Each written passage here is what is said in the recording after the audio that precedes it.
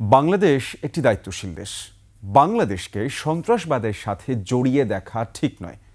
ভারতের কংগ্রেস এমপি শশী থারুর বলেছেন, রাজনীতি বা আন্তর্জাতিক টানাপোড়েনের কারণে একজন পেশাদার খেলোয়াড়কে শাস্তি দেওয়া উচিত নয়।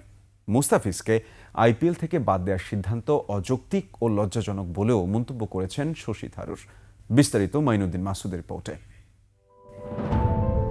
মুস্তাফিজুর রহমানকে স্কোয়াড থেকে বাদ দেওয়ার পর উত্তপ্ত হয়ে উঠেছে ক্রিকেট অঙ্গন। এরই মধ্যে টি-20 বিশ্বকাপে খেলতে না যাওয়ার ঘোষণা দিয়েছে বাংলাদেশ।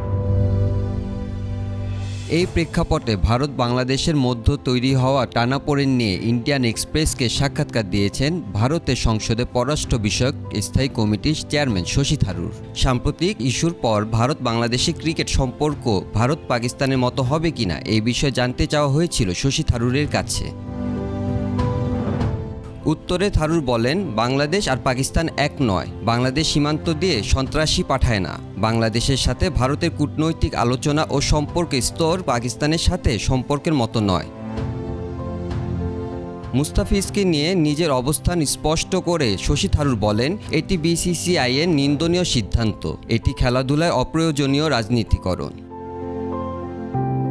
মুস্তাফিজকে নিয়ে বিসিসিআইয়ের এমন সিদ্ধান্তে একটি জাতি হিসেবে ভারত মর্যাদা ক্ষুণ্ণ করেছে, কূটনীতিকে দুর্বল এবং দুদেশের দ্বিপাক্ষিক সম্পর্ককে আঘাত করেছে।